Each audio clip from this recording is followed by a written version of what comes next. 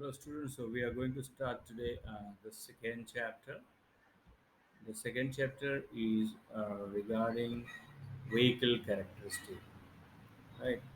So the vehicle characteristic is very important while we study the electric vehicle. And in this chapter, we are going to learn something that is on the characteristic of vehicle, especially the torque, weight, power, speed, etc. So in this, we are going to learn on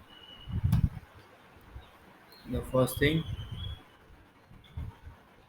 that is average power calculation. How to calculate the average power in case of bare weight of the vehicle, including the passenger weight and all.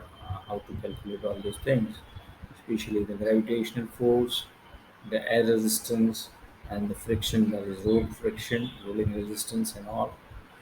We'll see that is ever average power calculation. Second thing we'll see, that is power to weight ratio. So there will be some proportionality between the weight and the power required for the battery as well as for the motor. So rating of battery and power, that depends on the weight also. So that will be covered in power to weight ratio. Then there is a driving cycle. So as in the previous lectures we had seen about the driving cycle. So there are some fixed driving cycles are there. There may be some standard cycles, and you may have your own driving cycle. So in this chapter, we'll go with some simulation and find out how to estimate the driving cycle, and using the driving cycle, how to estimate the average of your electric vehicle, how much kilometer it can run. Next, we'll see that is force speed characteristic of vehicle. So based on the force and the speed, the variation of vehicle time, vehicle life cycle, vehicle maintenance and repair, everything is covered using this four speed characteristics. So we'll see that also.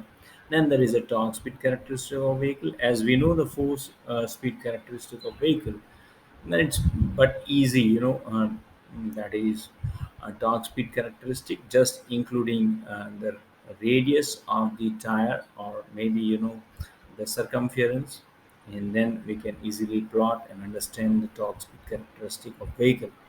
So the torque speed characteristic will help us to understand the initial torque, and that will help us to understand the gear design. Then there is a braking performance. So the braking performance of electric vehicle is very important, because sometimes we'll go with the regenerative braking system.